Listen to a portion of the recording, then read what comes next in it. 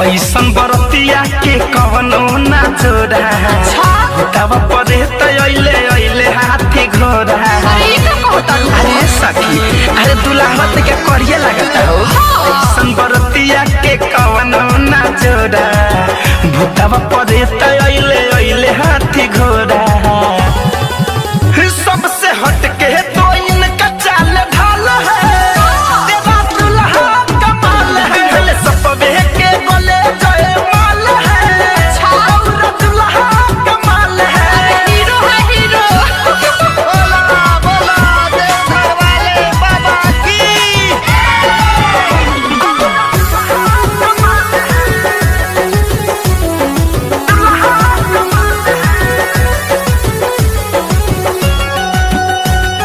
Recording by KCP music ढाका।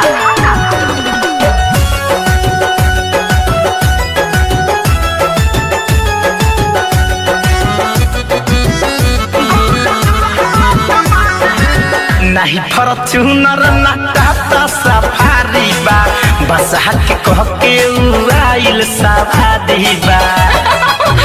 पूरा कंजूस से बका सके नहीं फॉर्च्यूनर ना टाटा सफारी बा बस के कह के आइल सवारी बा। पूरा बहु रहवे बका भसम भभूत पूरा देहिया लगवले माथे पे अपना चंदा सजवल है।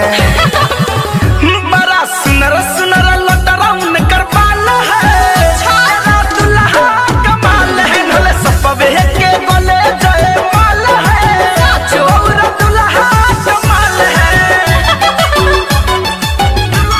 कमाल है दुल्हा कमाल है।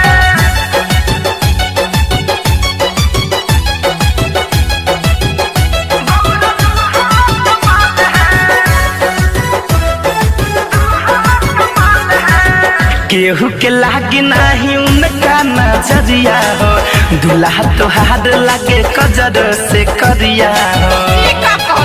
अरे सखी अरे सच कहतनी हो केहू के लागे नहीं उनका नजरिया हो दुल्हा तोहार लागे कजर से करिया हो। बड़ा निक लागे लाइन करे सताइल मन ही मन करे समाइल